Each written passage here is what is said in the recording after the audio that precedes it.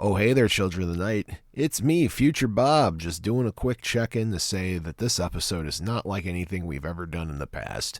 We had 18 call-ins throughout the show where people are telling their paranormal experiences and just celebratory comments and even a surprise call from a very familiar guest. So we don't get to the lore of the week for a while in this one. But you get to hear a bunch of call-in stories, which is really interesting. Thank you folks so much for being able to say that I've recorded my 200th episode. Most podcasts fail in the first 10.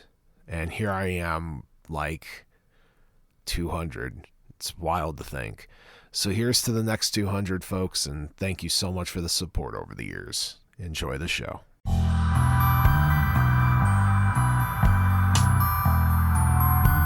From Mothman and Nessie to the spirit that haunts your home, welcome to Bob After Dark, a podcast about legends, lore, and the supernatural.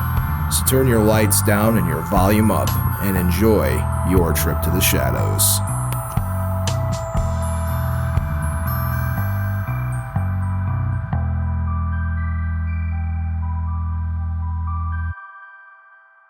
Yes, hello, this is Danhausen here, very nice for evil, and you are listening to Bob After Dark. Subscribe or be cursed. Oh, hey there, children of the night, and welcome to Bob After Dark for the 200th time. I am your host with the most, that enjoys toast, Bob, and alongside of me, as always, is my ever wonderful, ever vampiric, ever cape-wearing, and forever the heartthrob of Bob After Dark, my friend, my brother, my producer, Count Panic himself. Oh, hey there, Count Panic. Oh, hey, Bob. Yes, back here. Another episode, 200th. We'll get into it. 200th episode, Bob After Dark. Yes. Okay. So we need to start the episode off. Clear the air. Clear the air because you're concerned about something. I have concerns, Bob. Okay. Now, let's go through the history of Bob After Dark. Okay. So the history of Bob After Dark. It started with a Facebook Live show. Okay. That had nothing to do about the paranormal, but it was called Bob After Dark. It was like a late night talk show. In my closet, as they say. Your closet. Yes. Okay. So, with that being said, we're excuse me. Yeah. So with that being said, there's a history of Bob After Dark. We call that the prehistoric times, the Dark Ages. Yes. Then we had radio only for 2 years. Yes. Yes. So Bob After Dark existed in the radio universe only. So nowhere outside of WJOB did Bob After Dark exist. It was there on the radio and probably Facebook and then Jed TV. Yes. Yeah, Facebook Live. Yeah. This was before Jed TV even launched. Facebook Live, yes. So it existed. Bob After Dark existed for 2 years, but there was no podcast. No podcast. So 200 episodes ago would be our first ever episode of Bob After Dark, podcast, which is what I call the modern times. Okay. So if we're really breaking this down, 200 episodes on the podcast today. Which is what, when the podcast launched, is when Bob After Dark, in my opinion, really began. So, but let's be considerate. So, no, there's nothing wrong with the radio. But I know. So we're reckoning about 2 years before the podcast. We're about maybe, what do you say, Bob? On just all in general. We won't include the basement tapes, I guess you could say, the closet tapes. Yeah. We're about 300, a little over 300. We're if you want 400. If you want to be specific, Bob After Dark's probably been around closer to 500. Closer to 500 episodes. But like I said, that only counts. Yes. Which, by the way, pun intended, counts and count. Counts, yes. That only counts for the 500. Yeah. So I think the podcast, I should say, is when we really start counting Bob After Dark in the modern era. Yes. So we're not counting the closet tapes or the video. By the way, or the first 2 years of radio. This is the podcast This version. is 200 episodes of the podcast. Now I get it, Bob. There was confusion. There was nobody confused. You were the only one who came. People were messaging me all day. Nobody was messaging you all day. Everybody was. Nobody was. No, because nobody reached out to me. They were like, what's going on? Nobody said that. So as of today, 200 episodes. 200 episodes. So when I put this up tomorrow, 200. This is going to be our 200th episode. Okay, not counting the other stuff. So we're not, yes, but again, the Bob After Dark in the modern age is 200 episodes long. Yes. Okay. We're all set here. Yes. Okay. This is tech. We just want to explain it to everybody. I didn't need to explain. People are confused. Nobody was confused. I was confused. You were the only one. And at any point, you could have texted me and been like, What's going on? What's going on here? And I would have explained it. You would have been like, oh, okay. Yeah. But we're here. Podcast. But instead, we got to do it right here. Yeah. In podcast land. Yeah, we can clear it up. We'll edit this all out later. Exactly. So, with it being our 200th episode, we're celebrating the night with open lines. Phone lines? Yes. I'm encouraging as many of you guys to call in 219-845-1100 with your paranormal experiences. Have you ever seen a ghost, a cryptid, a UFO, or just a strange encounter that you can't explain? Call in tonight. Tonight is the important one, 219-845-1100. Yes, today. Right now. Right now. Yeah. Call in. Yeah, call in. Call me now, as a famous psychic once said. Yeah, so we're sure this is the 200th podcast version, not so much the other episodes as well. So we got it. We're cleared up away. 200 podcast episodes as of right now. This episode is 200. And we're counting now. Could be many more. We're guessing 400 at the end of the day, but 200. Can we just move on? All right. We're about double 200. We're going to say 200 and 400. I'm going to say this is the 200th episode of Bob After Dark in the modern age. Okay. We'll make it with that. Okay. All right. Yes. All right. Yes. And Vix is even messaging me being like, you've been around since 2018. Yes. Yeah, 2018 as Radio well. only. Radio only. And so in the podcast, there's 200 archived episodes now. Yes. Yes. And with that, I think you called for them and got callers. We got our first caller on the air. All right, we'll so take our first caller, you're on the air. Who are you? Where are you calling from? Oh, gosh, it's me. Hey, Bob, it's Pete over in Wappingers. Over in where? Wappingers Falls, New York. Wow. Oh, hey, Pete. How you doing? Oh, hey there. Doing all right, Bob. How are you? Oh, I'm doing good. Having an argument with my producer over what the number 200 means. But what's on your mind tonight, Pete, from New York? Oh, nothing much. Just figured I would give a call in and support my bud. Oh, well, thank you. Do you have a paranormal experience you'd like to share? You know, I have had, but you've shared it on the show before. Yes, but you could tell it because people won't remember. Oh, All right. So many years ago, I was working in a public library. I'm not allowed to name which one because they're a little weird about the influx of people that come when you say it. But they always got some weird vibes, and it's on the historic register, and so we always figured, there might be something here, and we got a couple of friends together. And we had some interesting results, and someone managed to divine the name of a young boy that might still be hanging around. So that's the first part, and I tell you that part because it is all necessary setup. Okay. A little while later, we're in there with another group of investigators, and they set up this EMF that has an alarm on it. So they just leave it. And they walk away, and then the EMF just starts going off. Just the alarm keeps going off, and it won't stop. And so, finally, I call out to the spirit and it's like, "Is that you? If it is, can you make the alarm stop?" And then instantly, the alarm stops. Wow! Look at that! In total intelligent haunting. Yeah. Well, what do you think about it? You think you had an actual encounter there? God, I wish I knew. I would like to think I did, but there's a possibility that it was an equipment malfunction. There's a possibility that there was something going on with the electrical cables. But God, I wanted to be an actual haunting. I could really appreciate that answer, Pete, and I appreciate you calling in tonight. Anytime, Bob. You're the first caller of 19, so we're looking for 20 tonight. 20? Whoa. What? So thanks for calling in, Pete. Anytime, Bob. Thank you. Have a good one. Thanks, Pete. You too. Thanks. There we go. We have another caller. We have another one right here. On the Yeah. other Well, caller keep on the going, air. Who I are guess you? so. Where are you calling from? Oh, hey there. I'm calling looking for the radio show Bob After Birds. Oh. Yes.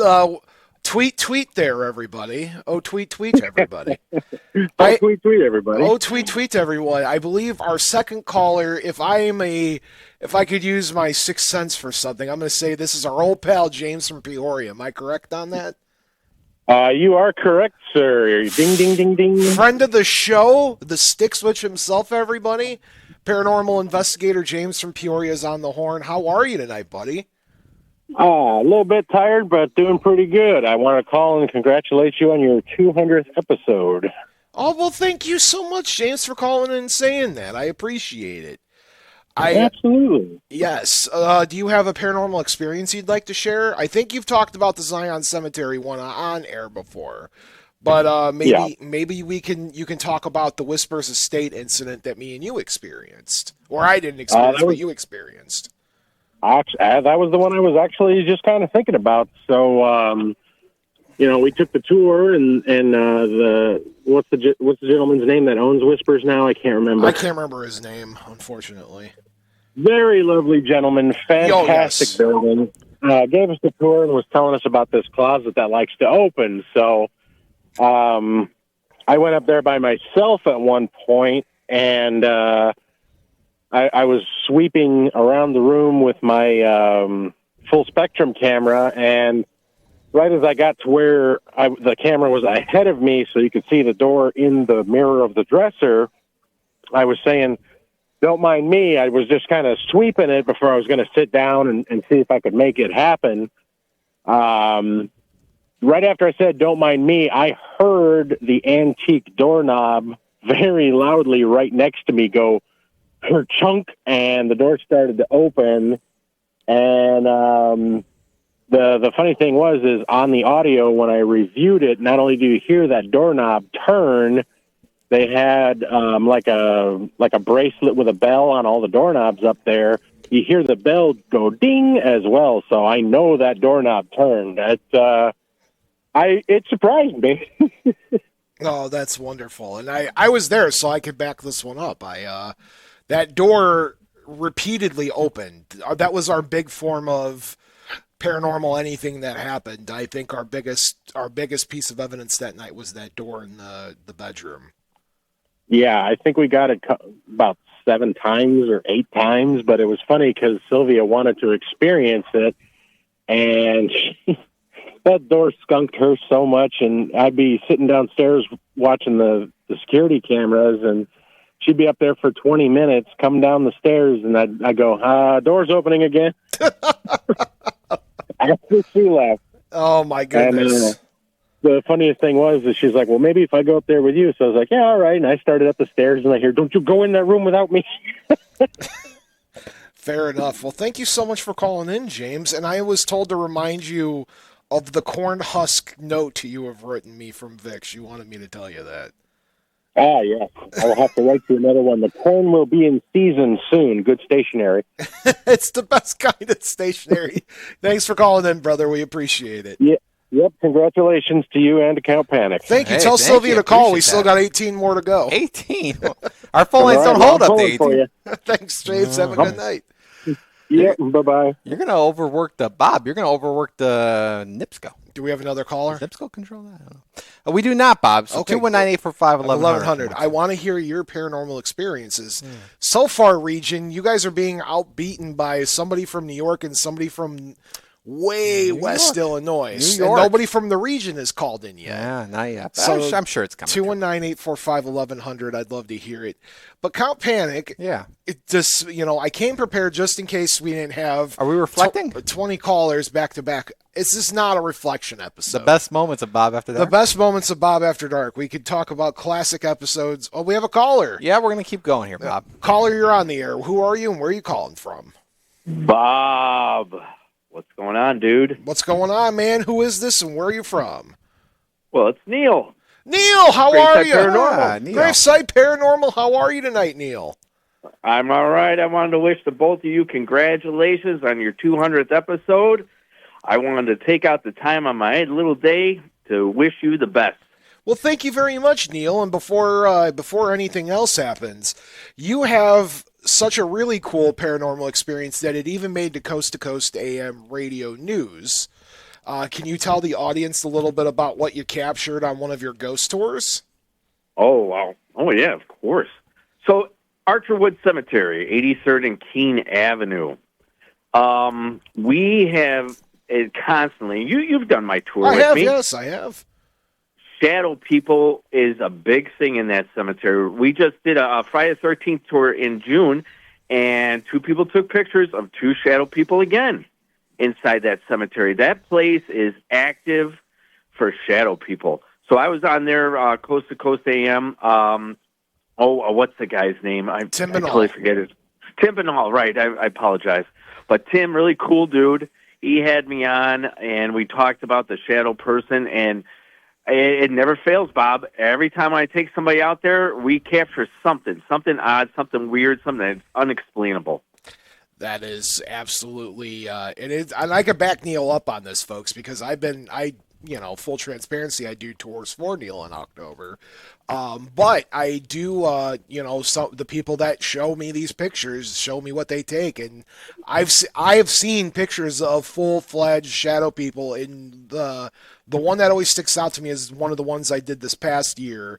And it looked like somebody jogged right in front of me, but nobody jogged right in front of me because they took a picture when I was doing the Out of Hada box session. And it looked like somebody ran right in front of the box. Mm. And nobody did. I could tell you that because everybody was around me in an arch.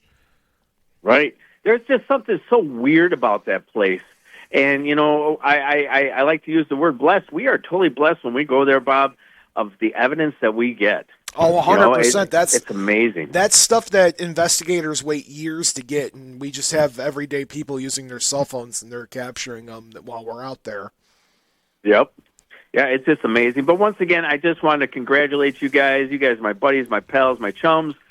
I wanted to just congratulate you. Well, thank you so much, Neil. I hope you have a very good evening. You too, Bob. Thank you. I'll talk to you later, dude. Have a good one, dude. Bye. There you go, Neil. Neil from Graveside Paranormal. Yeah. That's 219-845-1100. Neil is not from the region. I won't disclose where Neil's from, but Neil's not from the region. No. So, region, you are getting your behinds kicked here. Heck of a ghost story. It is, and I could back it up because, like I said, I've done tours for Neil, and I'm not going to sit here and lie to you about paranormal evidence because that's not my job to do, We did that one together. We did one together a couple years ago. You did not come last out. Halloween, the Halloween before. Halloween before last year. Yeah, I remember you came out with there, Mike. cape and all. Absolutely. Yeah. So I did come prepared tonight, folks, if we didn't have hotline open. We have the hotlines calling already? No, 219-845-1100. You were nodding your head yes. I was nodding at the camera. Oh, that's okay. But, folks, I did come prepared for a full episode. Right. Just in case we didn't fill the entire night with phone calls. Never know. But so we're gonna do the weird spooky news of the week. That's where me, the Bob, and you, the fans, go scouring the internet for the weird, the unusual, and the unexplained. Anything from ghost sightings, cryptid pictures, UFO blotter, or even advances in science that borderline on science fiction. I have 3 news articles to tell you, and our first one's from Oddity Central, but we have a caller. We have a caller, Bob. Caller, you're on the air. Who are you? Where are you from? Oh, hey there, Bob. You John! know who I am. You know who I am, and you know my location. Yes, John, you are calling in, and you are the first from the region, so it's 1 versus 3 right now. I am from the region. Hey, from New York, your first caller. New York, and then we had Peoria, and then not from the region, we'll just say Chicago burbs. Yeah, Chicago. Well, congratulations on your 200th podcast. Show. 200th podcast episode. Everybody's attacking me tonight, John. I feel like it's more than 200. It's more for the podcast, which is what I would call the modern age. There's 200 episodes. But think about this. Everybody, you got 3 call. I'm third caller already. You got people calling just because of your 200 show, podcast, whatever. I mean, are they listening tonight specific? Maybe. How do they know this is your 200? So they're I advertise this a lot. I'm hoping we get some new callers in tonight. Well, you know what? I never had any paranormal experiences because I would have definitely called you after all these years. But you know what? In the last couple of weeks, not a specific time or day, I'm hearing like church, like not church bells, but like a chime of a song. You know, church chimes of a song. You know, coming from I don't know what denomination church. It certainly isn't the one we're familiar with. It's coming from the west, so it's on. Could be on on the Hammond side, or that's I mean, I don't think the guy in New York You never know. Yeah. is going to know what I'm talking about. But yeah, so not every day, but I didn't look at the specific time or what days, but I'm. When I'm outside, I'm out of clear blue. I'm hearing these church, the chimes of a church, steeple or whatever you want to call it. So I don't know. It's not paranormal. What do you make of that, Bob? I'm saying that's a strange occurrence. I mean, if it's a church that's not there and you're hearing church music, but I'm sure people like Pat from Ghostly Podcast Skeptics is going to tell you, well, there's just a church you're not thinking of. But it's interesting that you're hearing ghostly chimes, John. I don't know, but you can't. Like I say, it doesn't have to be. It doesn't have to be. It could be any denomination church. I know the Catholic churches around here, but I'm not. But I don't know what how far away I'm hearing it from. I mean, it sounds like a few blocks away, but certainly there's no churches in the vicinity where I'm hearing it that good. Sure. So I'm going to pay it. I hear it again. I'm going to pay more attention. Maybe I'll even hop in a car and try to follow it. I guess. I don't know. No, that's spoken like a true investigator. Thanks, John. Yeah, and you know what? Hey, happy 4th of July too. Okay. You too, John. Yeah, we'll talk next week as always. All right, Bob. We'll see you. Take care. Take care. Have a good one. From we have ghostly apparitions in libraries to other houses, and do we have caller number 5? Everything. We have actually 2 callers on the line. Okay, right so now, Bob. we'll take the first one. All right, the first one. Caller, you're on the air. Who are you? Where are you from? It's Des from Detroit. Des from Detroit. How are you doing tonight, my friend? Great. Congratulations on your 200th podcast episode. Thank you very much. Podcast. I was about to say, the more people that say congratulations on the 200th, Count Panic's head is going to explode. I say 400. Right? Let's 400. I'm calling it 200 episodes of the podcast, man. 400 episodes. What's on your mind tonight, Des? So I just wanted to call in and congratulate you guys, and I figured I would just kind of update you on the book that I'm trying to write. Yes, absolutely. Let's hear it. So I am trying to compile stories of first responders, paranormal, weird, spooky things that have happened to people, like cops, firefighters, EMS, nurses, anybody. But since I have my own experiences, I figured I would just call and just tell you a couple stories real quick. I worked in an ER, and we got a code. They basically call ahead and tell us, they're going to be there in 10 minutes with a person they're doing CPR on, whatever. So we get set up. Everybody gets their spot, their equipment ready, and everything. And I was standing by myself in a room. There were 3 nurses around the table on the other side. No patient. They're still 10 minutes away.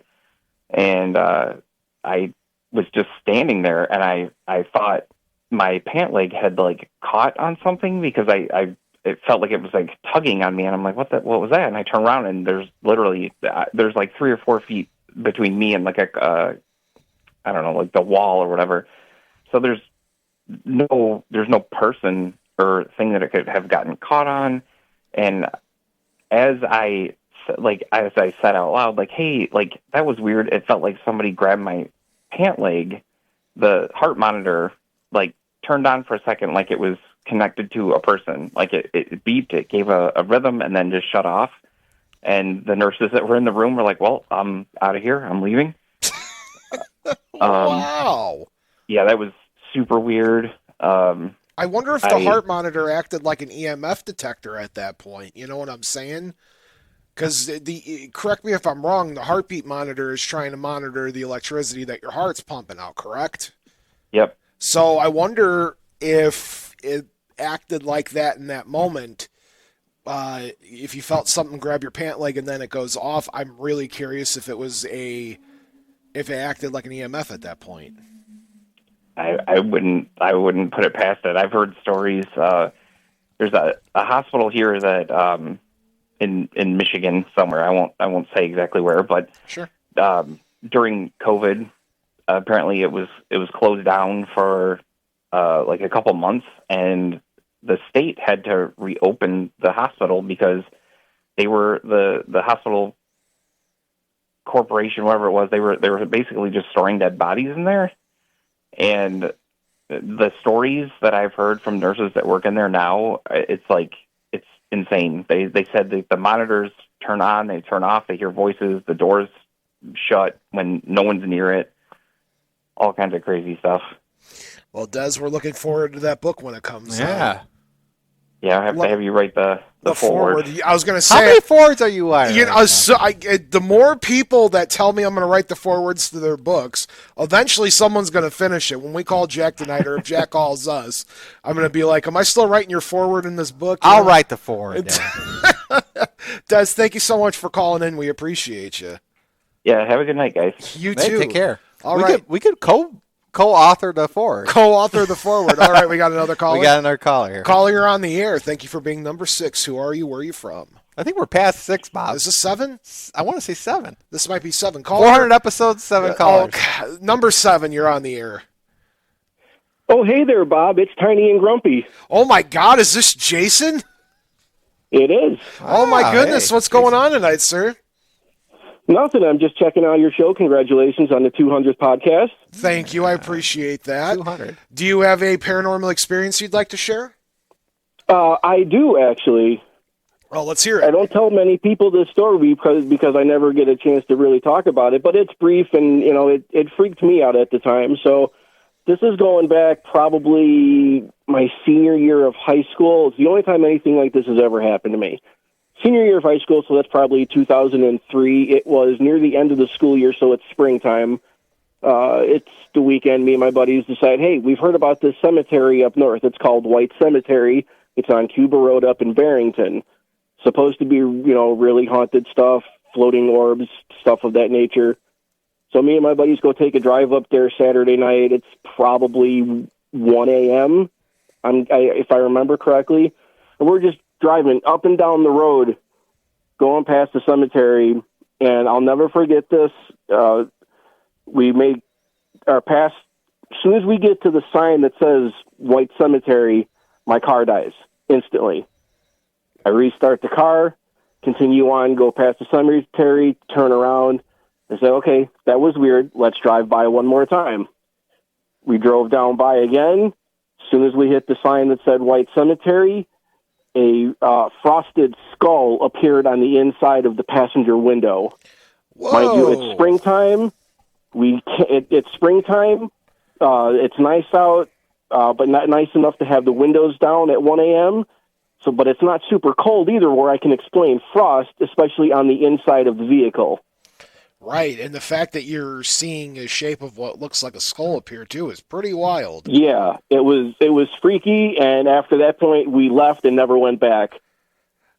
Well, that's amazing. Thank you so much for telling me that story, strange. Jason. Thanks for calling in. No, of course. Have a good one, Bob. You too, man. Thank you for calling in. That's amazing. Yeah. Do we have another caller? We do not, but Jason he forgot to mention, I'm going to write the forward to Jason's book, I think. You're going to write... I don't think Jason's writing a book. Jason's, he might. I don't know. He might be writing a book. When is your book coming out? Jeez, I told myself in 2020 I was going to work on a book. Yeah. It was going to be the one cryptid per state, but then I realized it's been done to death, and I've never found a niche in the paranormal world to write a book about that somebody hasn't written a million times already. Okay. Yeah. So I would love to write a paranormal book, but what is it going to be about? I don't know. I would do better with a film or something, a TV show, wink, wink, hint, hint, Oak Media Group. Not? Dear friend Ray Esposito shot my pilot on that one, but how about like a book about like Johnny Appleseed or something? God, I hate you. That's not the podcast, right? No, that was the before the modern time. Probably for the best. So the BMT Bob After Dark timeline. Probably for the best. That one is for the best. Yeah. That one is long hidden in the archive. Yeah. But you know what, Bob? We soldier on even past that episode.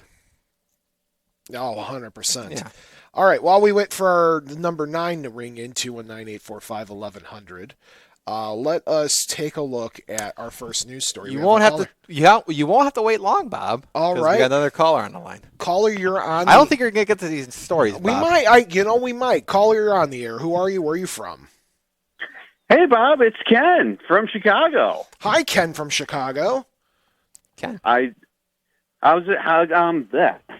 Sorry, I was trying to figure out how to get through. Every time I tried calling, it just kept going straight to voicemail. And it's like, this voicemail box is full. I'm like, what's going on? Probably once there's like 2 callers. Once there's 2 callers, the phone line doesn't know what to do.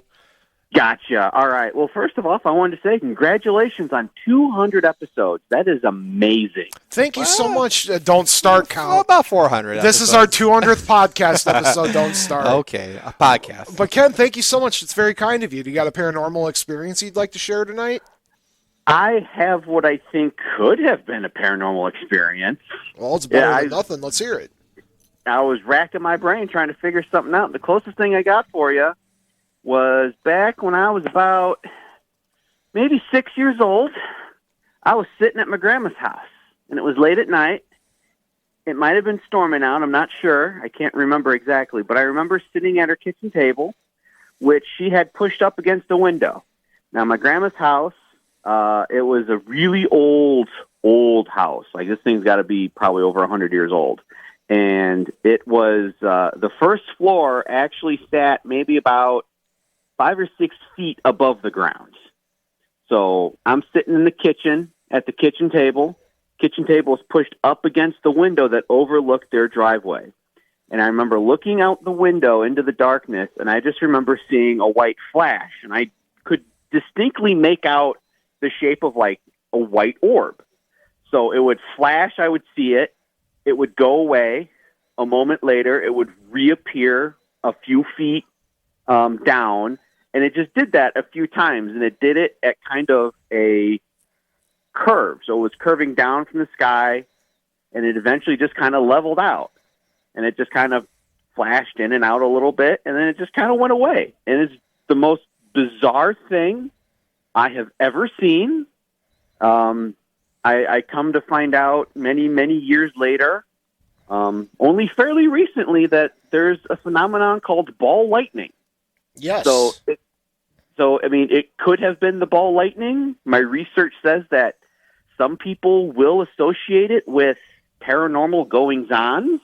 What exactly those goings-ons are, I don't know, but some people think there might be something spooky going on with it. But like I said, that's the one thing I really got. I haven't had anything else too notable other than that. My one bizarre experience.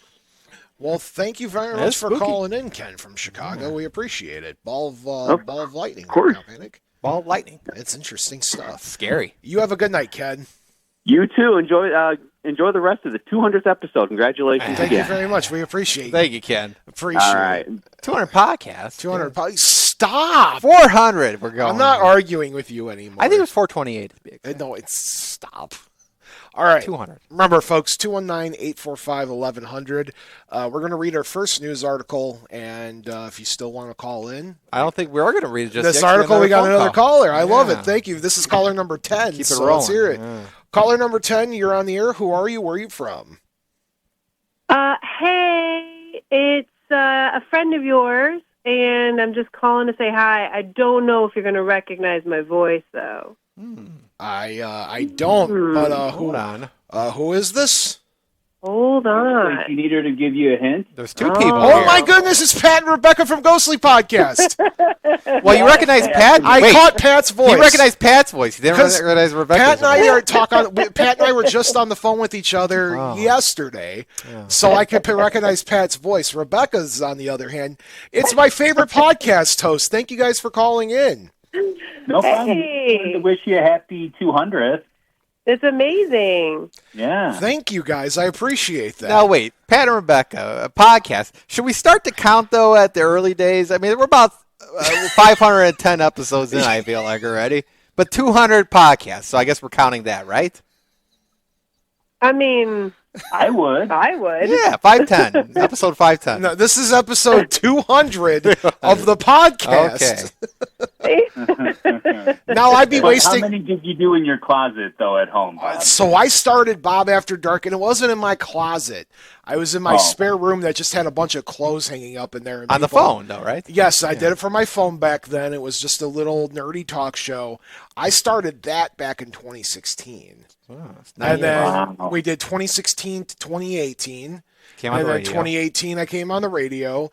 Did it for about 2 years. Early 2020 is when we launched a podcast. Or late 2019, we launched a podcast. Then 2020 happened. We lost about 6 months of episodes. And then we went from there. So this is episode 200. Keep in mind, we get bumped for sports. Every year we lose the Tuesday on election day. So it's not consistently every week, guys. But for uploads, it's 200. Now, listen, we have royalty calling us, and you're wanting to argue semantics. I think, by the way, wouldn't you like Bob election night coverage? I mean, that'd be great, I think, too, as well. I mean, Bob breaks down the election, yes. You don't want that. Yeah. So I'd be wasting my breath if I asked Pat if he had a paranormal experience. But Rebecca, do you have a paranormal experience you'd like to share? Actually, interestingly enough, yes, but Pat actually has more paranormal stories than I do, which is odd. I think you should tell him light as a feather. Well, I will tell you that as many preteen girls do, I did play light as a feather, stiff as a board in the room that I'm actually in at this very moment, and it worked. Like crazy, levitation in front of my eyes worked, and since then haven't gone back. Believer. So hear that, Count Panic? Believer, yeah. Did you ever do the light as a feather? No. We didn't do. We that. We were sneaking beer at that sleepover that we were doing. Back on the south side of Chicago, we were choking each other out. I was going to say, were you guys were fighting with broken old style bottles, right? Pretty much, yeah, exactly, yeah. So, let me tell you, Rebecca's telling me that Pat from Ghostly Podcast had more paranormal experiences than her. But if people are familiar with their show, which you should because I plug them nearly every week on here, Pat's the resident skeptic of the Ghostly Podcast.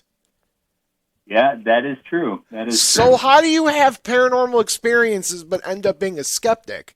A paranormal experience is an experience you can't explain. Yeah. So just because I can't explain it doesn't mean it's paranormal. Doesn't mean it's anything supernatural to me. Pat, can you tell me your most convincing story that if you were to look at it, it's the closest it would make you a believer? Okay, you really want that story? I do. Yes. Okay.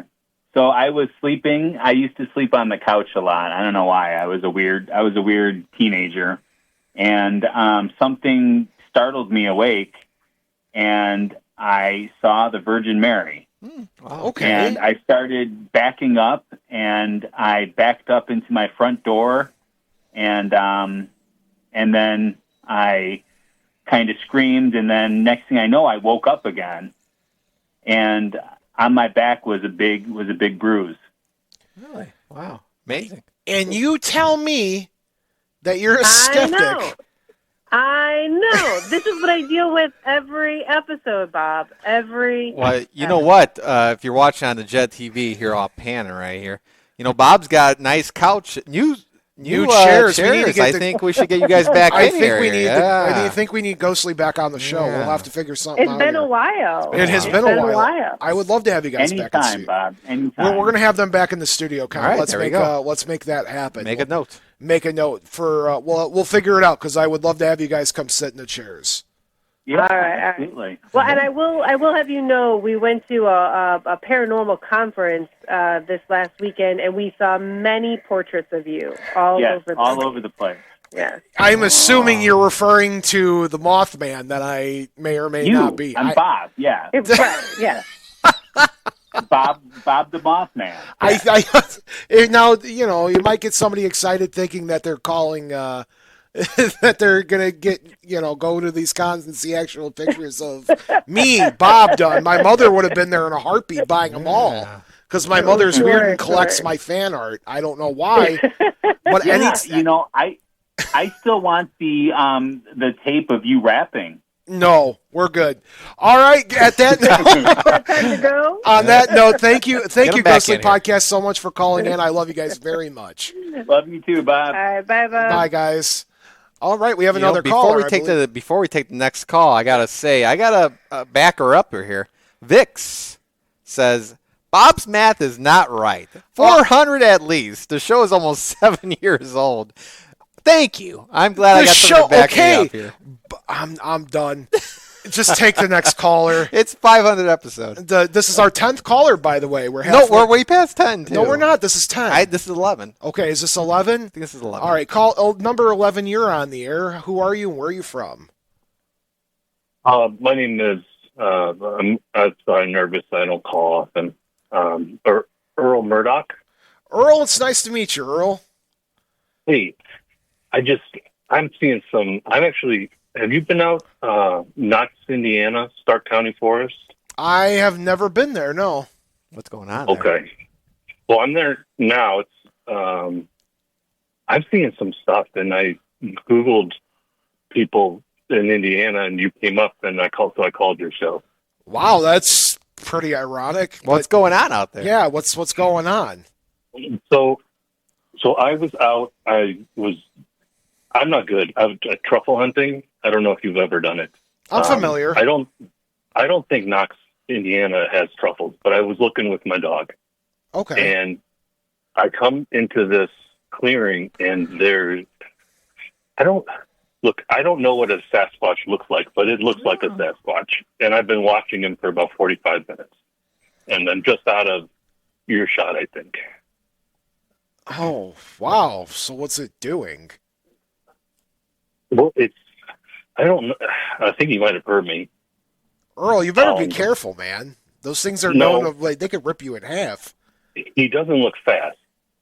I think he might have gotten into a ground nest of wasps or something, but he was just kind of picking around and eating berries. And I think he heard me. Okay, I'm going to back away a little bit, but he's about, I'd say 6.5, 7 feet tall, but his feet are like 18 inches long.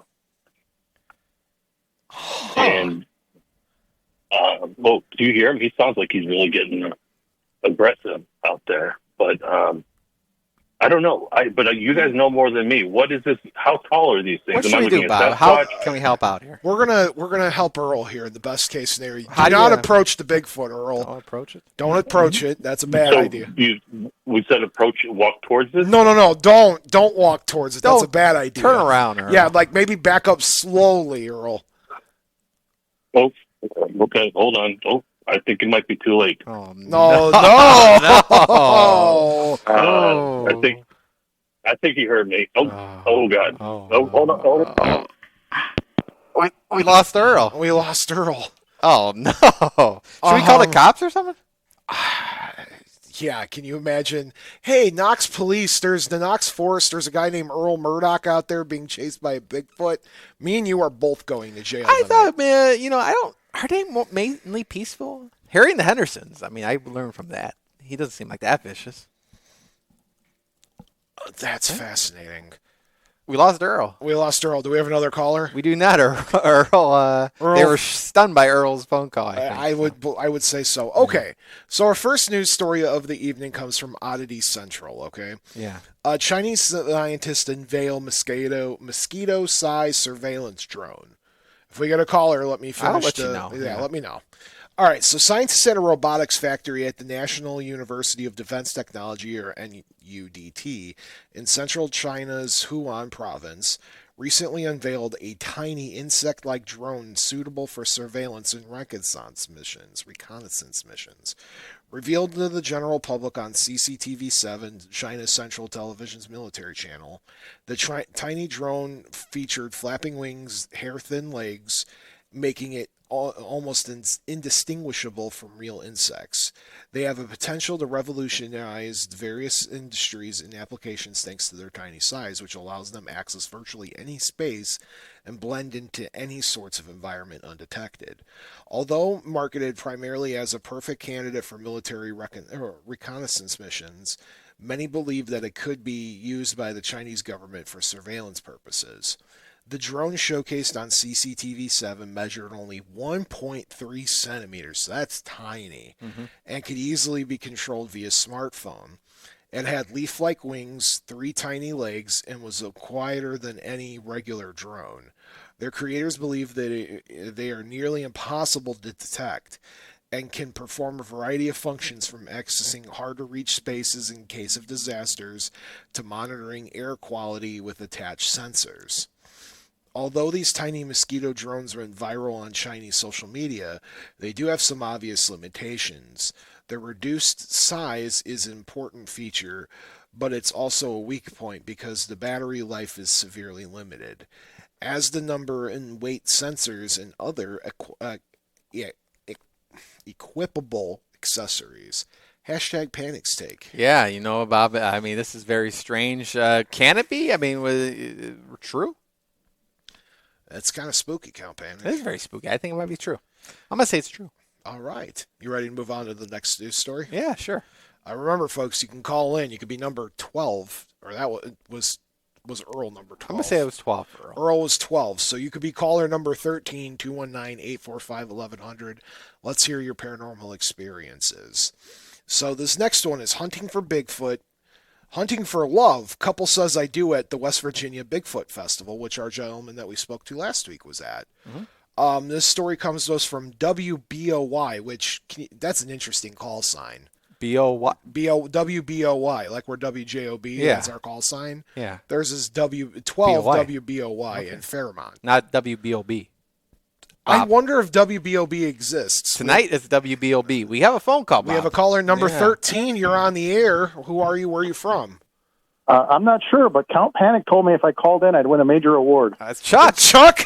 Hey! You win a major award. You're caller number 13. I don't know, 13. Lucky number 13. Lucky number 13. Chuck, how are you? I'm good, sir. How are you? Congratulations. Thank you very much. And at least Chuck's not arguing with me here on what number. Well, wait, Chuck, hear me out on this. So it's 200 podcasts, but we've been doing the show on radio, and Bob's been doing it in his closet. We're at least at number 512 here tonight. Well, I mean, were you there for all of them? Not the closet episodes, but the radio. Yeah, I mean, I was here for a majority. You were here pretty much for every the one bulk, we've ever done. Yeah. And Chuck was here for a few of them, too, on the air. Yes, he was. He showed up with the Yeti. The Yeti. We can get the Yeti back on. We need the Yeti back. Chuck, would you like to be a guest on the Summer of Bob? The Summer of Bob? Is that what we're calling it? You have to change the graphic. He should come in on. He should only if he'll come in on a Monday morning. I'll come in on a Monday morning for the Summer of Chuck. Yeah. I don't think your fans would appreciate a bunch of ghost stories in the middle of the morning. Morning when you're dealing with legitimate world issues. No, I think it's a perfect time for that. With everything going on, I think telling ghost stories is the perfect way to start. Ghost stories at 6 a.m. in the morning. Listen, don't joke. I'll do it. Yeah. Never know. Chuck, do you have any paranormal experiences you'd like to share with us? Well, I think we've talked about a couple on your show before. I mean, not to dive too deep into it, but I'm a firm believer in the idea that certain people have let's just say the physiology or the biology to be more receptive to things, and I would just say my mind is not as open, so it's problematic for me. It's kind of like that joke from Ghostbusters where the mayor said, Theodore LaGuardia talked to me last night. Like I would need a ghost to walk up, say hello, and introduce himself before I, because I don't think my I have the the physiology for that. But that's not to say a lot of the time I've spent with other people like yourself and Count Panic, and I've seen a lot of interesting things at the school in Cedar Lake.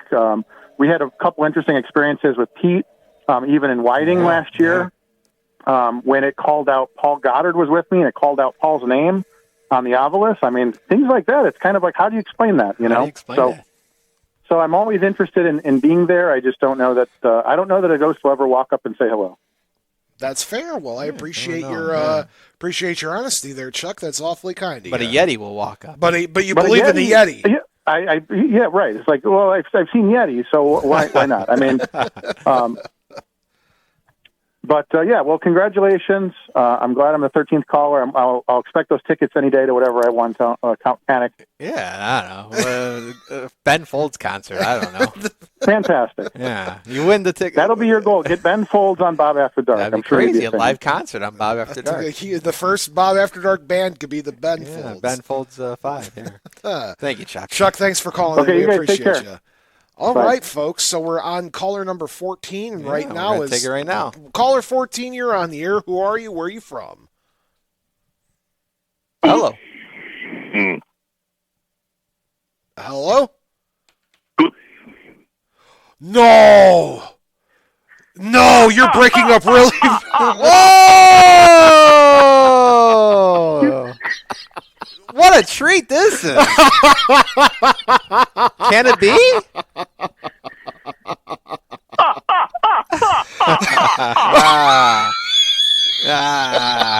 What a treat. It is indeed been a while, Bob. How about that? I can't keep my composure. It's been a while. Indeed, yes. Count Dracula, how are you? I'm fine.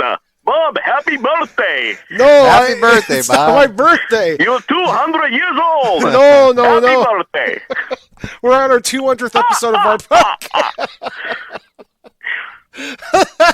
Or are you 400? I can't keep track. Don't get him started, Count Dracula. Count Panic's over here. I'm saying it's episode 517. Oh, Count Dracula. I would ask you about a paranormal experience, but he is a paranormal experience. I am the paranormal experience. Yeah. But I need to ask: Do you have any jokes for us tonight, Count Dracula? Oh, I do have a story for you. Oh, that's what I like to hear. And once again, I do have a top 10 list. Oh, right. Let's hear it. Wow. Okay. All right. Here is the story. Dwayne Johnson and Sylvester Stallone were discussing their next Halloween costumes. They wanted to get away from the typical steady characters and do something different. Dwayne says, how about historical figures? I'll go as Freud. Sly says, okay, sounds good. I'll go as Leonardo da Vinci. In the distance, Arnold Schwarzenegger overhears the discussion, walks over and says, I'll be back. Yes. Hey. I get that. Yes. Bach. Dracula, thank you so much for that joke. Thank you. And thank You're very you for welcome. taking time out to call me. You have a good night. Wait, Dracula, any more? I don't have a want to. top 10 list. Oh, the What top do you 10 want? list, What? Bob. No. I'm sorry. Bob's premature. Let's hear your top 10 list, Count. All right. Here is your top 10 bad curses. Oh, okay. Okay. Number 10. Your phone autocorrects wrong every time you send a text, making things awkward. Number 9. No matter how many pairs of socks you own, you never find the matching one. Yeah. Number 8. You always lose your keys, no matter where you put them last. Number 7. Every pizza you buy somehow ends up pineapple. Oh, that'd be horrible. Oh, no. Number 6. Your phone always falls on your face while scrolling before you sleep. It happens to Bob, I know. It does happen to me. Number 5. When you open a bag of chips, it's always less than half full. So true. Yes. Number 4, in every photo of you, your eyes are closed.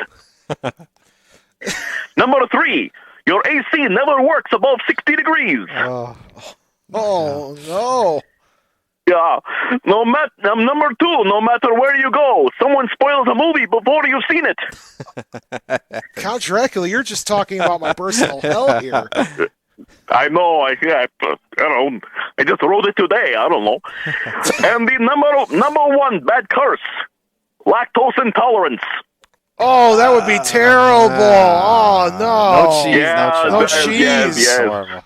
Oh, Yeah. Count Dracula, I just wander in the woods without Horrible. a coat. That's what I Horrible. would do if I was lactose intolerant. Hey, we sympathize. Indeed, yes. Very, very bad. Especially for the people living in Wisconsin. Yeah. Count Dracula, thank you for calling in tonight. We really I appreciate had it. to call. It was your 200th birthday. There you go. Happy 200 years for Bob. Count Dracula. See you, Dracula. Good evening. Good evening. How about that, Bob? How does he... For the caller number, that was 15, right? No, 14. I don't know, Bob. We lost track. That's caller 14. And I know we had another caller there. Call back, caller 219-845-1100. But when Dracula, come on. He's been calling since 2018. Count Dracula's been calling a long time. And I have the same response every time. I lose it. And I don't, it's just the funniest experience I think we ever have on the show. Yeah. So, anywho, let's read the second We news. don't know how he gets his number. No, we don't. I I don't know where he's from either. Pennsylvania. Yes, apparently. Yeah. All right, folks, I'm going to read this next news article. If you have a call, just give us a call in, 219-845-1100. I want to hear your paranormal experiences or, I guess, paranormal jokes if you're Count Dracula. Top 10. Yes. So this one comes to us from Sutton, West Virginia. An enthusiast from across the country discussed the hunt for Bigfoot. Two people had already found what they were looking for, a lifetime of love spent together. Meet Christy Chaffin and Ron Howes, two Bigfoot fans who got married this year at the West Virginia Bigfoot Festival in Sutton.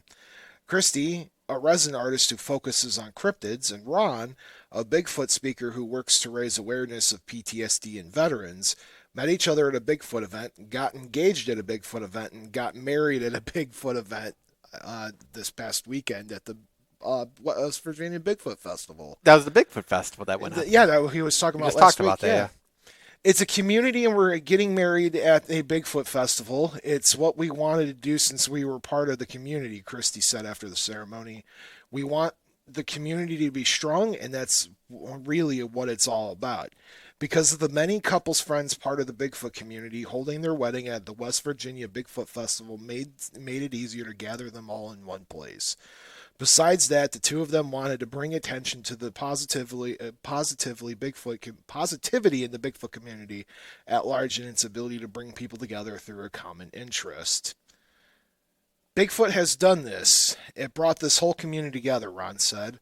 I was promoting a show when she was set up next to me, her as a vendor and me as a speaker. Us coming together brings those two worlds together. The ceremony was officiated by none other than Bigfoot himself, who officiates wedding in Morgantown area, and was attended by a handful of Bigfoot groomsmen and, of course, Mothman as well. Yeah. Hashtag panic state. Yeah, you know what? I mean, we gotta normalize this stuff, Bigfoot festivals and all that good stuff. But you know what, Bob? You were there, they said. Mothman. No, Are you? Not you, Mothman. If we hit 20 callers tonight, I will reveal. Secret identity. I will reveal the truth behind the Mothman Are you thing. Mothman? But we have 5 more callers to go. 15, 16, 17, 18, 19, 20. 6 more callers to go to see if that truth can happen. All right, you ready for our third news article this evening? And then we have to call Jack after that. Okay. Does he qualify as a caller? No, he does not, unless Jack calls in. But we're Jack, gonna make it easy. Call in. All right. So South Carolina. This story comes to us from our old pal Tim Banal. Okay. South Carolina man's haunted boots prank pays off 3 decades later. Thanks, Tim Banal. As always, I thought it was fitting for me to pick a Tim Banal. Gotta do it on 200 episode. Yeah, Tim Banal. Everybody writes for Coast to Coast AM. One of my that is who I strive to be at the end of the day. Is anything like them and their radio show. Dream of mine to be on there. So, a worker at a South Carolina shopping center stumbled upon a pair of potentially haunted boots that were later revealed to be a practical joke from 3 decades ago. According to a local media report, the amusing turn of events came to light when Jasper Cooper was fixing a sign within the attic of a Build-A-Bear workshop in Myrtle Beach. While making his way through the creepy crawl space littered with various pieces of trash from long ago, he was suddenly taken aback when he spotted a pair of boots affixed to a wooden beam with a chilling note stuck beside them. The eerie missive, dated February 24th, 1995, read, "These are boots were worn by the famous truss of a man, Broadway at the beach, Dave English. His ghost will roam until they are returned." A stunned Cooper subsequently detailed the spooky discovery on social media, where it eventually caught the attention of the wandering spirit, who was very much alive and well. English explained that the strange shrine was created after he jokingly gifted a pair of then 20-year-old boots to a friend who was working in building back in 95. Crafting a second gag out of the peculiar present, the pair cooked up a tale of haunted boots and left them behind in the crawl space where they remained until Cooper found them 30 years later. A self-described prankster at heart, English undoubtedly got a good laugh at seeing his decades-old practical joke finally arrive at the intended punchline. For his part, Cooper mused, "It seems like a mystery is solved, but I got my Scooby-Doo moment there." Hashtag panic state. Yeah, you know what? It started out as a gag, turned into something that was kind of, spooky in the long run. You gotta love jokes like that, Bob. I do, just like our friend Earl being chased by Bigfoot. No, that was not. He was really being chased by Bigfoot. Yes, he certainly was. Bigfoot just committed an awful attack on Earl tonight. He's terrible. I hope Earl's okay. I hope Earl's okay, too. Earl, call us back if you're okay. Yeah, if you're okay, we'd like to know at 219-845-1100. Got the Knox officers out that way right now. All right, you ready to call Jack? You know what? Last week it was kind of tricky, but let me try it again this week. All right, folks. So this is hold on. We got a caller. We're going to take the caller live. Caller, you're on the air. Who are you? Where are you from? Well, good evening, Bob, and good evening, Count. Hey, Bill. Bill, how are you? This is Bill from EC. Hey, Bill from EC. How you doing? I'm doing fine. How about you guys? Oh, not too bad. Well, congratulations on your 200. Thank you very much, Bill. Stop podcast, but 400 episodes. Well, not podcast, yeah. yes.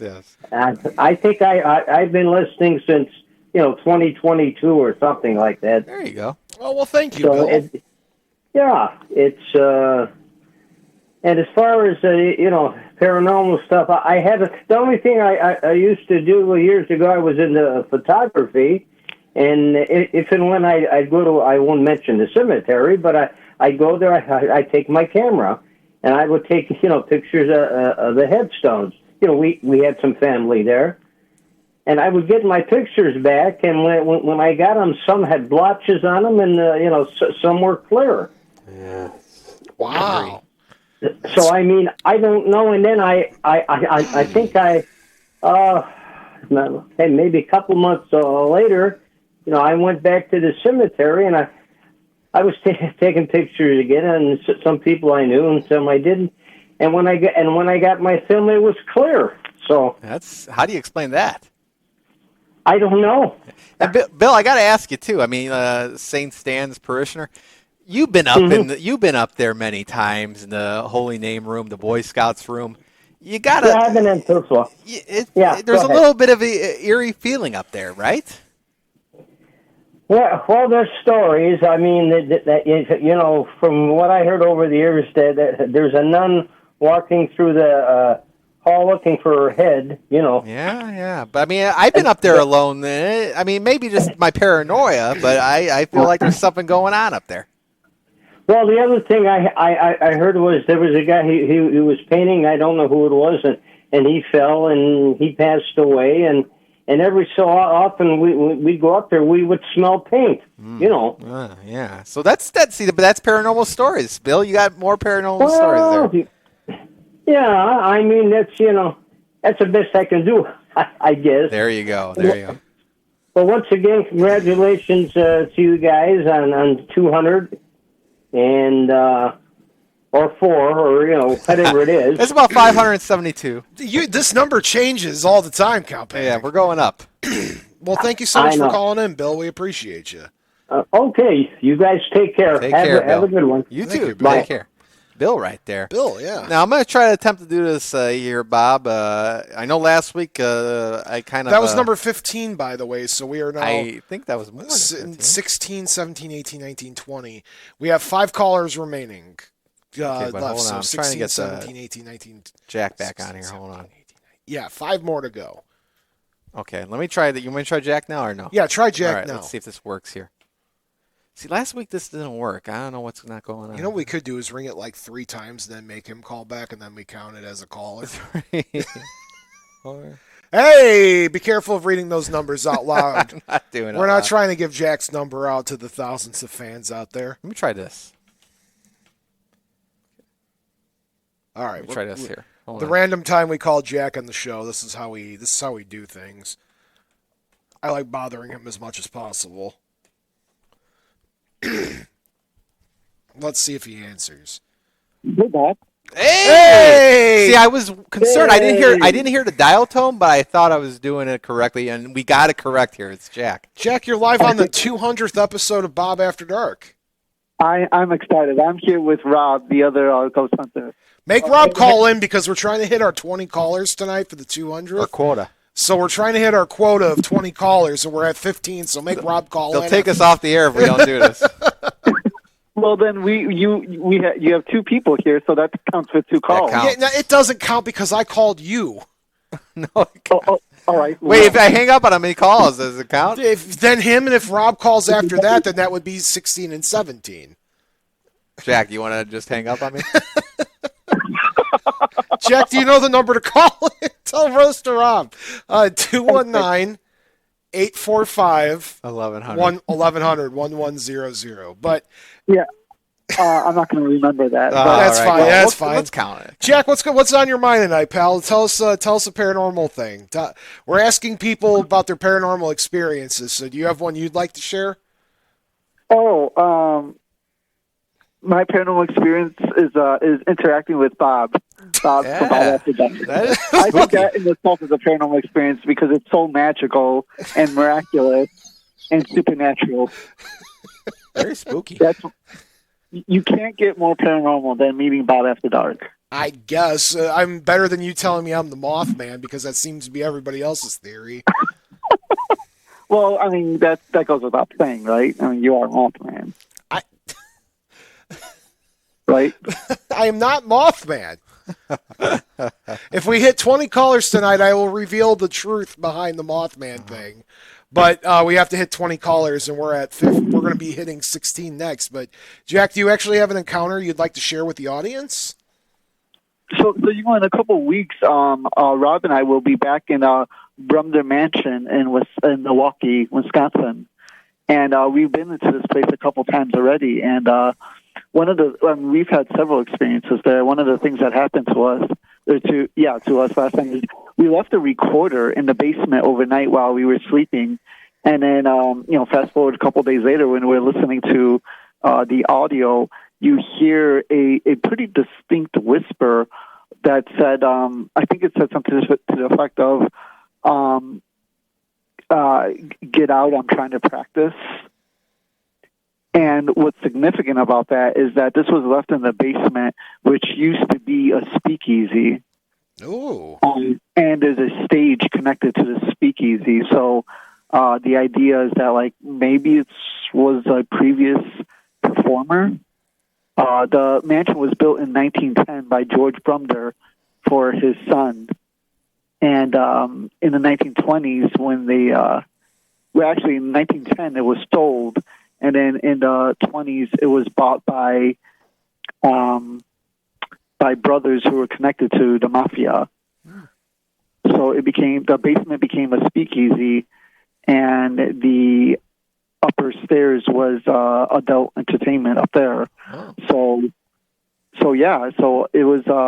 We've had a couple experiences. That was one of them. That was really significant for us, and I think another one from that, actually, this one happened when I was by myself. I was going up the stairs, and I was on my phone, and I saw somebody run past the stairs above me.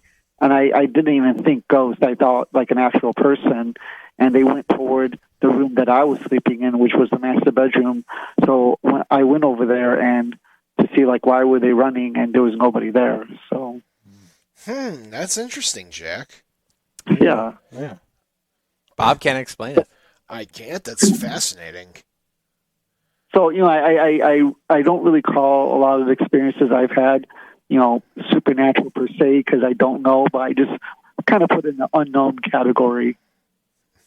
Well, either way, Jack, I appreciate you existing, and I appreciate you picking up the phone every Tuesday now. This is my new favorite segment, by the way. He knows we're calling, so it doesn't... I don't know. Well... Bob, talking to you and Count Panic is the highlight of my week. So. That's what your check's in the mail, Jack. We're saying that. Thank you so much for taking time out of your night to talk to us, Jack. And I'll count this as number 16. There you go. That's what I'll do. Well, there's two on it there, so 17. 2 people. It's call 17. 2 people. Okay, fine. Jack calls at 17. So we just need 3 more callers to go until we hit 20. Thank you so much, Jack. And have a good night, Rob. Take it easy, guys. There we go. Hey, How about that? There we go. Yeah, 17 calls. All right, Count, you want to take a quick break? Wow, Bob, sure. All right, fans, we'll be right back into our podcast. Fans, you're about to be hearing words from a podcast that you should be listening to. Stay tuned. And we're back. Yeah. We haven't ran overtime in a long time, This Count. is an overtime episode, for sure. What did you do during break? Oh, Bob, during the break, I have doing some paranormal research. Bob, for the first time ever, this is a thing in Bob After Dark history. I might need a quick bathroom break. Do you really need one? I might go for a quick one here. Okay, Bob. that's fine. As long as. But here's the thing. I got to look at If the the phone phone- calls, too. I Here's could- what we'll do. Well, what did you do during break? I took a baking. Baking? Yes. What'd you bake? Cookies. Cookies? Where are they? Chocolate chip. I fed them already to. You didn't give one to me? They were all. I was trying to lead Bigfoot out of the forest for our buddy. Earl. Yeah, for Earl. I feel bad for Earl. And I'm also sad I didn't get a chocolate chip cookie. I love those things. So I'm going to tell you what. For the first time, okay, we have a caller. We have a caller, so I'm going to. So, dude, take the caller and then run. I'm not leaving anywhere. I want to see who this caller is. Okay. Caller. Caller, who are you and where are you from? 18. Hello? Hello. Am I on? Yes. Can you hear us, caller? Yes, I can. Hello. Who are you? Where are you from? Let's put it this way. I'm looking at you right now. Okay. And you could call me the co-creator of Bob After Dark. You count biological. Oh, the biological creator of Bob After Dark. He's pretending he doesn't know who this is. It's my mom, everybody. Hi, Mom. Hi, Bob. Hello, my dear Count. How are you? Look at see this. She says, "Oh, my dear How Count about Benedict." it? I get the star welcome. Here, Count. You want to run to the bathroom while I talk? No, to her about this I thing? want to talk to your I mom, just feel bad. You got to go to the bathroom. We're gonna wait till your mom. Okay, Mom. What's you got a ghost story that you've kind of told me over the years, but I begged you to call and tell in the night. Tell us your ghost story. Okay. Now, this is going to take a little while, so everybody just bear with me. And I'll get a bottle here. Yeah. If this is a continuance, then I'll be number 18 and 19. Sure, yeah. Okay. So this goes back to, let's say, the mid-1980s, and I was working at a private club right there in Whiting, Indiana. So I am calling you from the lovely Midwest. Ah, the region. Yes, the region. On the corner of 119th and White Oak Avenue, and it was a Moose Lodge, number 1189. The fact that you still remember the Moose Lodge number is impressive, Ma. Well, to get on with my story, this is a very huge place on the inside. I mean, massive. And it had many floors, everything else, and they always had the story attached to it. And, well, I'll tell you my story first, and then I'll tell you about how it became about. Well, on a late night, Friday, Saturday night, we always had a band, and we had fish fries, stuff like that. And bar was always packed, people all around, everything else. So everybody's just talking, everything, and all of a sudden, above our heads, honest to God, we heard a bounce, bounce, bounce, bounce, and then a roll across the floor, and they stopped. Now, you've never seen a bunch of people before in your life just stop dead and stare at a ceiling. Then everybody turns around and looks at me, and I go, I ain't going up there. I don't know what that is. Understandably so, yeah. I ain't going up there. So I turn around, and I'm looking at my mother, who's the bartender, and I ain't going up there alone.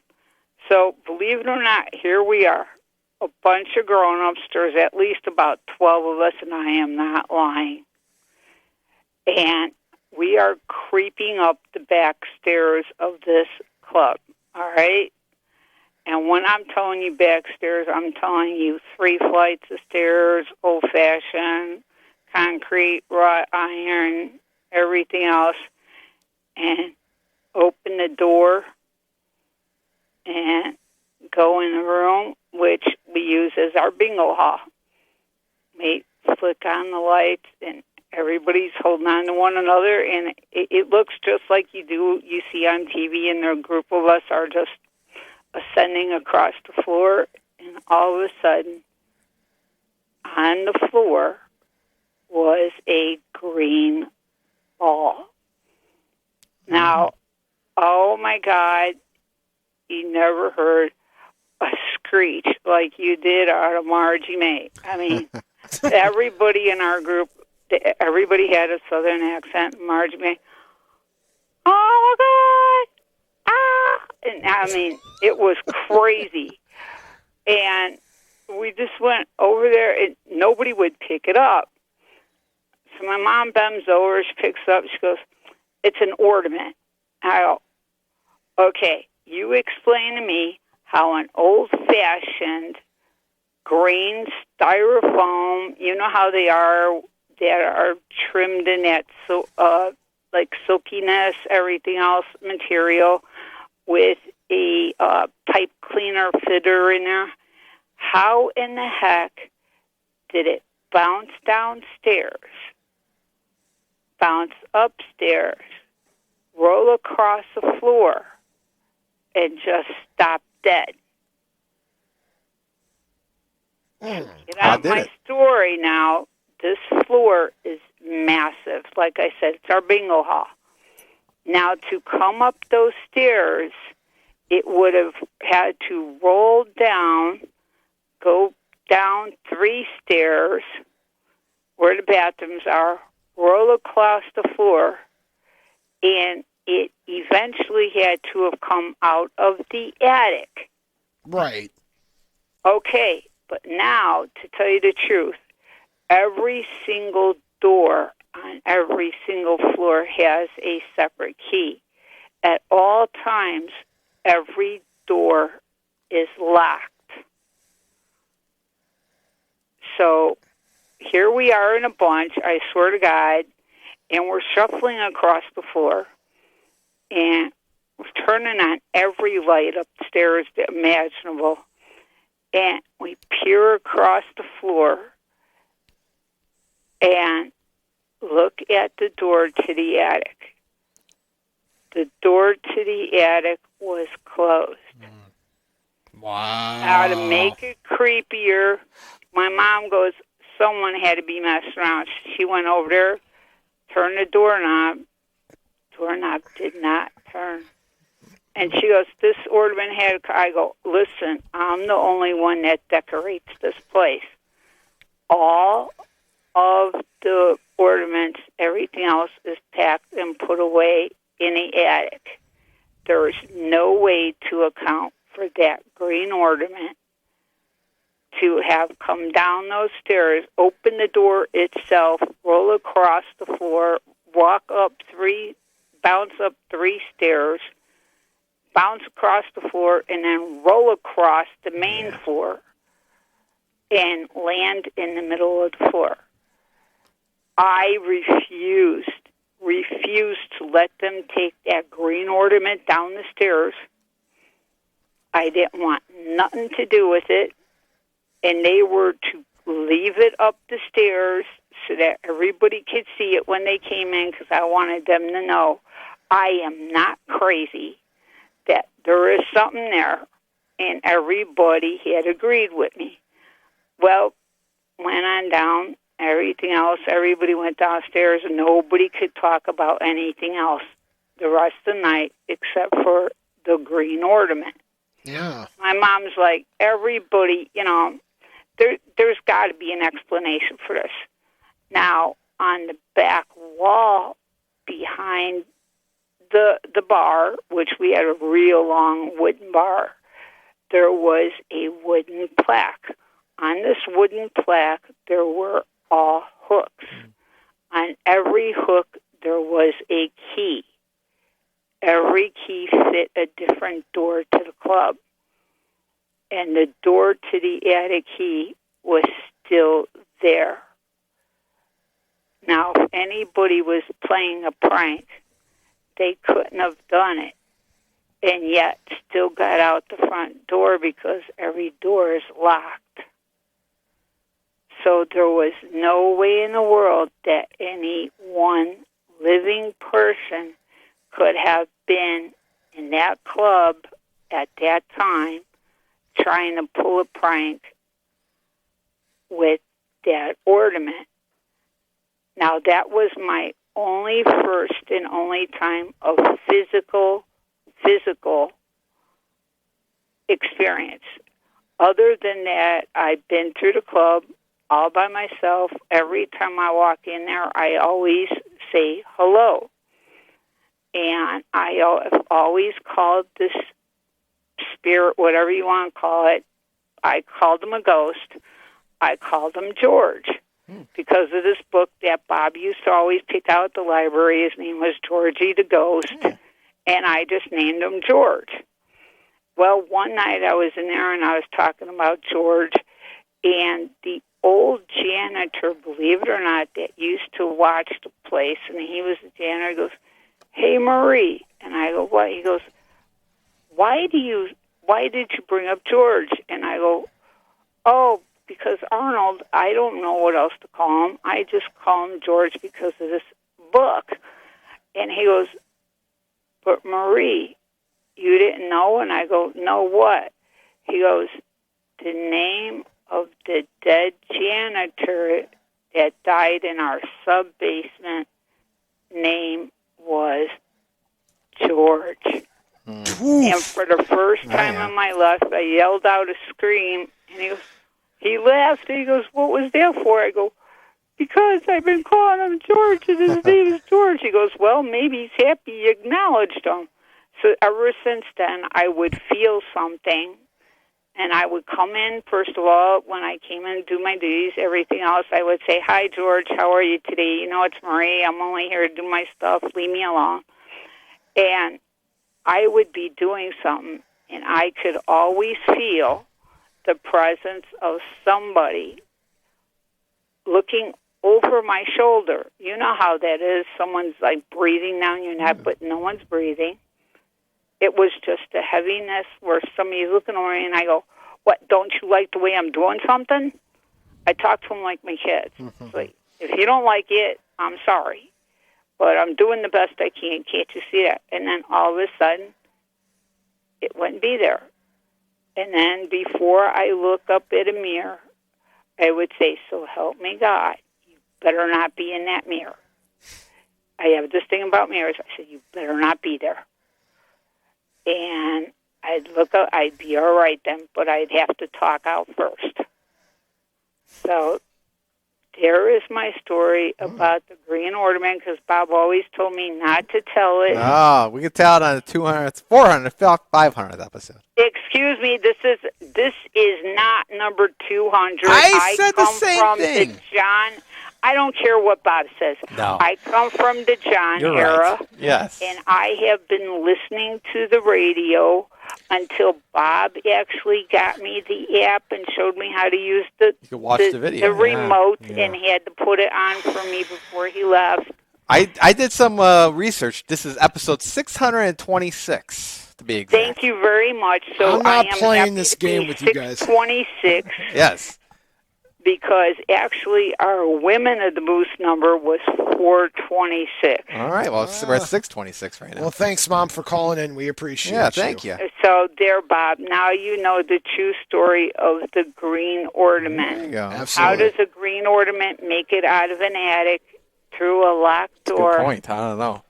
Well, thanks, I Mom, don't for know. calling in. We appreciate you. Love you guys. Yeah, love you Bye, too. Mom. Take care.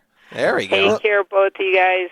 All right. How about that? How about that, guys? I think that was, Mom was paranormal investigating before I was even born. Yeah, she agrees with me too. So how'd you come up with that number? 678? Yes.